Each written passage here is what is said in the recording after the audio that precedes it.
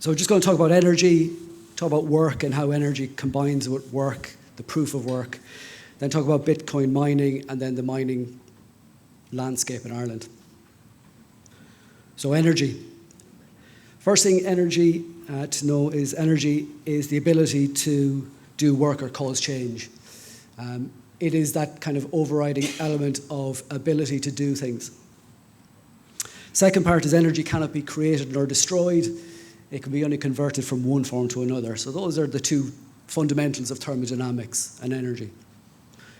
We're getting a 12-week schooling here on energy in a half an hour, so stick with it. Forms of energy, then we have a number of different forms of energy. You all understand those, but what I'm going to try and do is explain then how the work element comes into it. But energy is thermal, chemical, nuclear, etc., etc. Lots of different forms. Mechanical energy is the one that we would hone in on.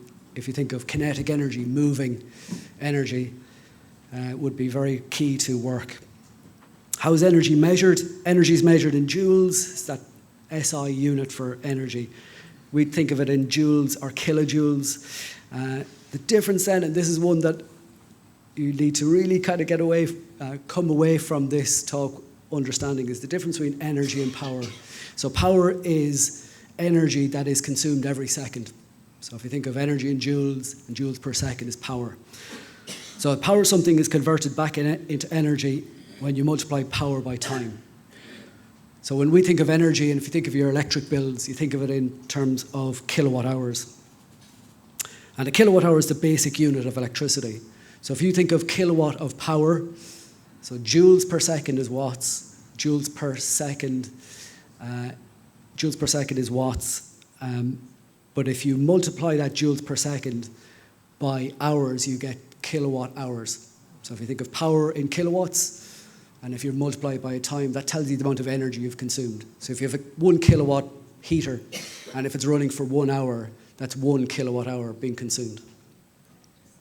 Okay, so how that relates then to our energy consumption worldwide. Well, you can see up here we have primary energy, and primary energy is basically, once you strip back all of the inefficiencies of the consumption, the core amount of energy consumed is the primary energy.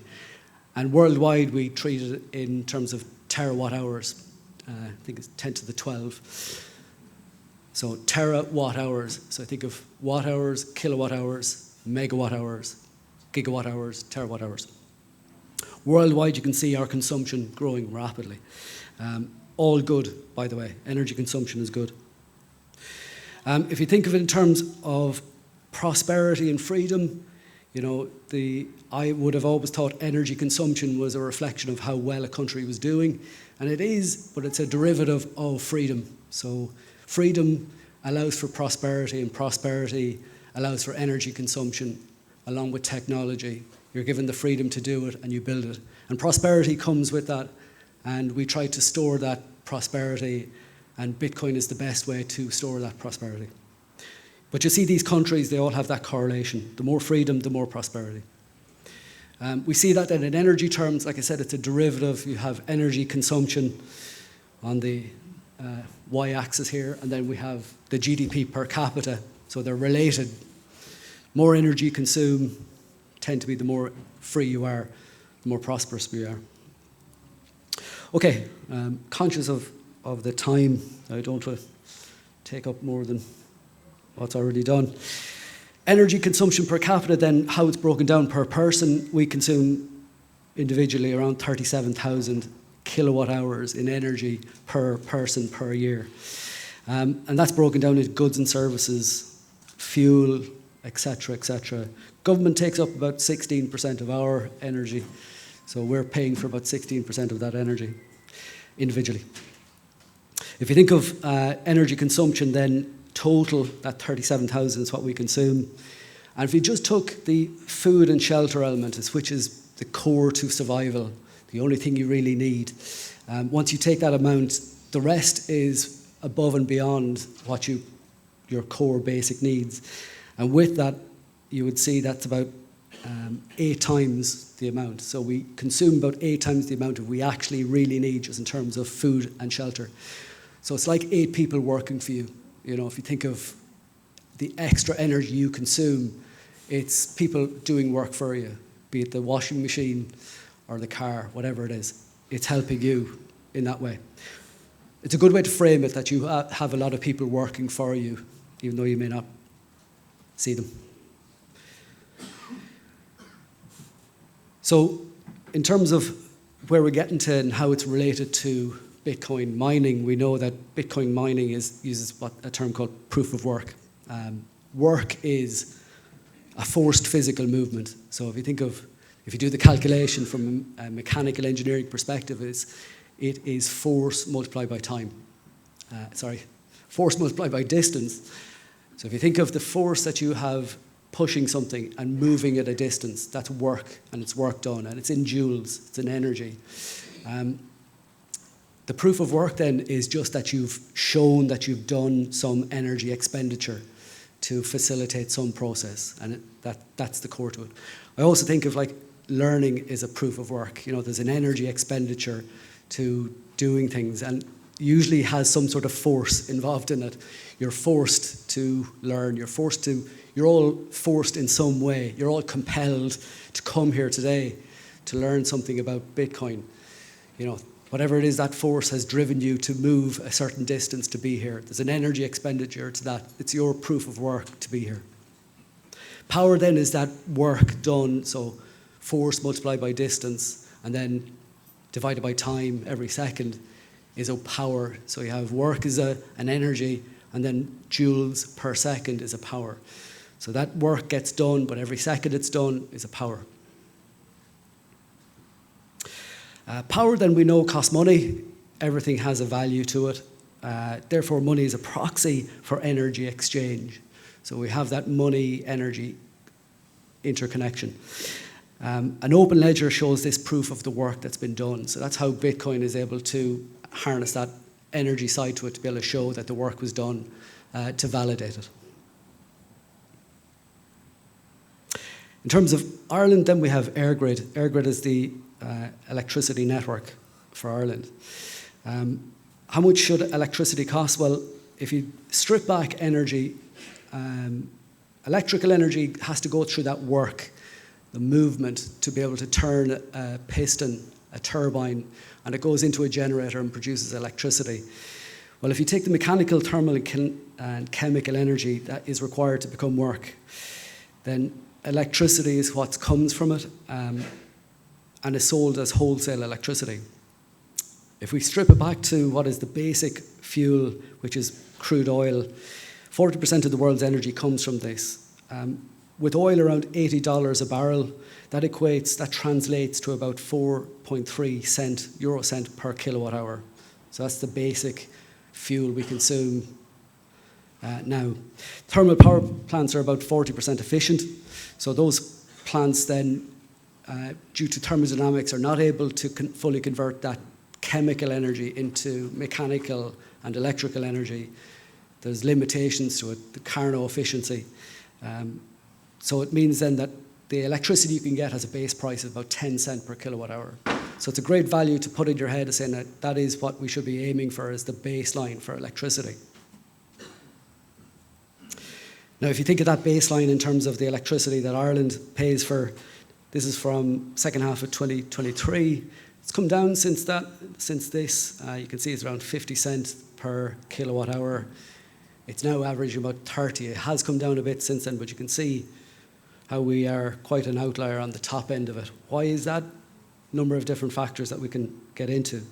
But that baseline 10 cent is a wholesale price, so you have to add in taxes. You also add in profits, etc. on top of that again.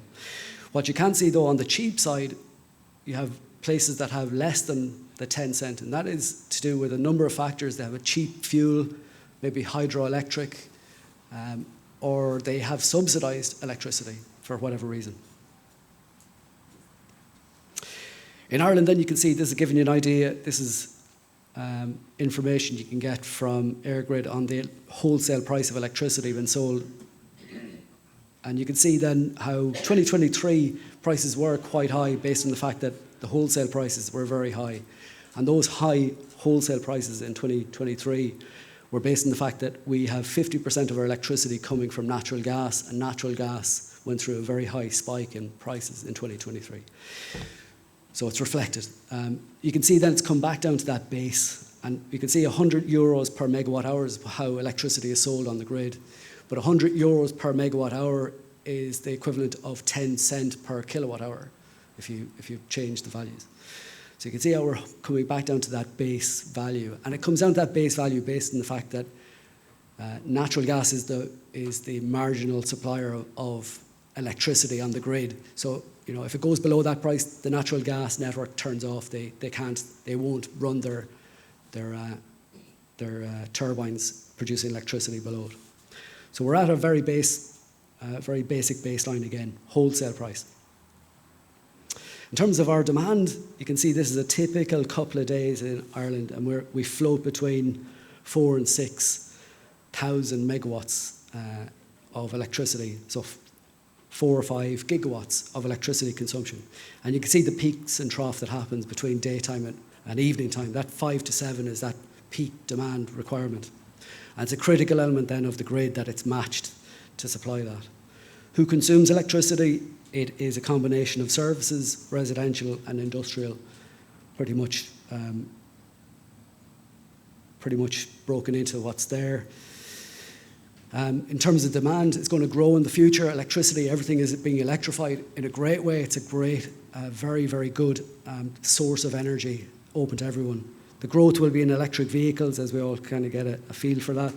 Heat pumps is another growth area, and data centres, particularly with AI growing, that's going to be massive. And for Ireland in particular, we have a great climate for data centres. They all want to be here, and it should be facilitated as far as I can see. So the grid then is kept operational by 4 means. Flexible, so this is getting into the supply. So we've looked at a little bit of the demand, we look at the supply. Where does it come from? It comes from a flexible power generation supply. We also have intergrid transmission, we have energy storage, and then we have demand response. The grid is primarily delivered supply from natural gas. Like I said, 50% is from natural gas at the moment, 40% from renewables. The government are looking to grow that from 40% to 80% by 2030. How realistic that is, that's their goal. It's stalling a little at the moment because of high energy prices generally. It's not making it conducive to the growth in renewables. But that's what it is at the moment, and that's their goal. And I say that in a kind of like non-judgmental way. That is what is happening, whether you want it, like it, agree, disagree. That's the trajectory of our energy market. In terms of energy then, on the renewable side of things, we have a lot of resources, and we just do. I talked about the amount of energy in the world being consumed. Well, it's only a fraction of the total amount of energy we get from the sun. So 0.1% of the sun's energy we get is what we actually use. So there's plenty of available energy. It's just whether we can economically make it worthwhile for us to utilise. That's the goal. Why do we do it in Ireland? Why am I looking for renewables? Why do I like renewables? Is because it's got that, there is a security of supply element to it, that we have our own natural resources that we should be taking advantage of. Economically, as long as it is done economically. We have a lot of stranded resources. The examples are farm biogas, flare gas, remote hydropower that you can't actually get access to the grid to make it economic. Skilling mining is a perfect example of the use of farm biogas to produce power that is consumed on site on the farm to mine Bitcoin. So it's an Irish company that's doing it. There are few and far between the stranded resources to be able to utilise that to its maximum, but it's one that I think should be looked at more effectively or given more encouragement to be done. Curtailed energy then is what we have that comes off the back of technologies that are installed, renewable technologies that don't have a perfect match between supply and demand. And when the supply and demand varies, you have either a deficit in supply or an oversupply. When there's an oversupply, the grid asks all of these renewable companies to curtail, turn down their power supply.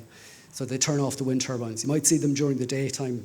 They'll have switched off. We're just coming up in the Midlands there. All the wind turbines were turned off on a windy day for curtailment. They're just supplying too much power to the grid.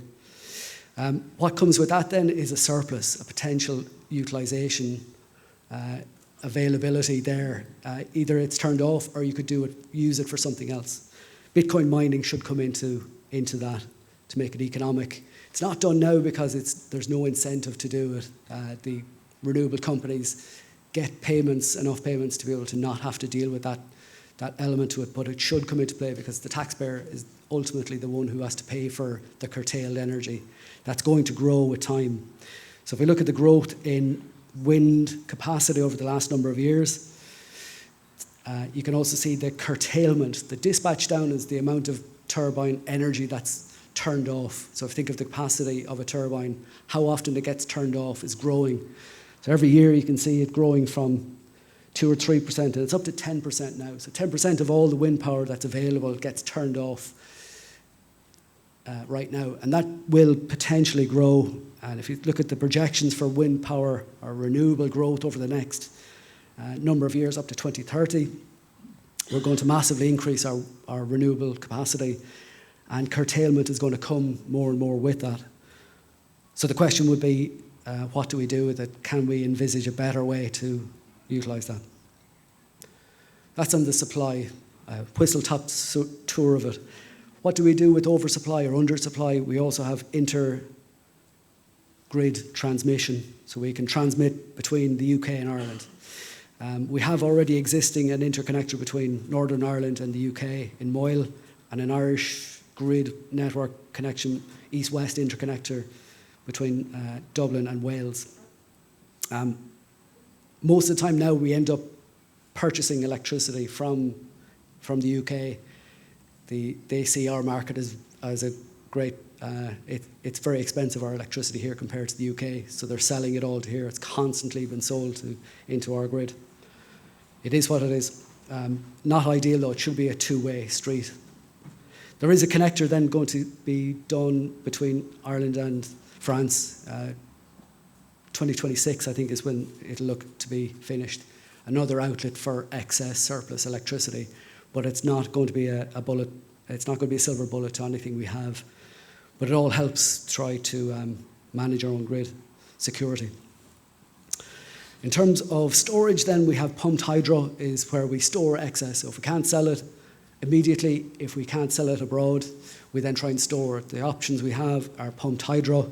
We have one in Turlock Hill, which is used to be able to alleviate a little bit of that peak in demand every day.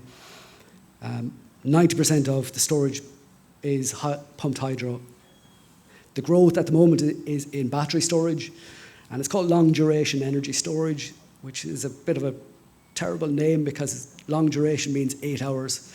8 hours is not a long duration in my mind. It's not enough to be able to get you out of the sticky situation of a very low wind condition for a number of weeks. And that's the scenario that we should be trying to make sure the grid is able to facilitate. So that's not really an option longer term. Other options are vehicle to grid, using batteries in the cars to be able to suck energy from and to during the daytime. Other one is hydrogen production then, so it's surplus electricity producing hydrogen. Electrolysis breaks water into hydrogen and oxygen. That hydrogen can be put back through a fuel cell to produce electricity or burned as a hydrogen in an engine to produce electricity. And it can be pumped into the natural gas network. And that's the government's goal to do with that. Again, the viability of that is questionable. Fourth element then to the grid is demand response. Demand response is basically then having ways to be able to get you to turn up and down your energy demands based on the supply and demand dynamics. If there's too much demand and not enough supply, they'll try and get you to turn down contractually or just by prices. Smart meters are one of those ways to see how prices will go up and you just turn off to match it. In terms of mining then, mining profitability is based on Bitcoin price, energy input energy costs, the ASIC computers, the costs and the efficiency, and then the hash rate and network difficulty. Profitability is anywhere from 1 cent to 14 cent per kilowatt hour, depending on all those factors. The input energy cost, though, is really a key element to that. This is just a breakdown of the profitability of different types of miners out there. Keeping it below baseline, that 10 cent is the ideal. So getting any source below 10 cent per kilowatt hour is where you need to be to make it profitable to utilise. Worldwide, energy consumes about 15 to 20 gigawatts for Bitcoin mining. For context, Ireland uses about 5 gigawatts, so you can see the similarity. This energy consumption is good, though. It's part of the network security, the proof of work, and the consumption of energy is about 0.7% of the capacity, the total cap of Bitcoin. So it's a small amount in reality. I'm just going to skip through. There's a few different things in terms of energy consumption and the sustainability of Bitcoin mining. It's getting there in terms of the way people are discussing it. It's turning a corner. It's actually turning to AI now. People are seeing that as the problem, data centers. But Bitcoin mining has shown its sustainability credentials in the last while, and it's getting there. Denny's getting upset with me here. I'm running out of time. Okay, I want to just finish up with just the mining in Ireland, and just to say that really we don't have the prices that are conducive to, the price of electricity is not conducive to mining. Simple as that, our electricity prices are too high. Our options are potentially for small reactors, nuclear is something that has to come back into the talk about our energy future.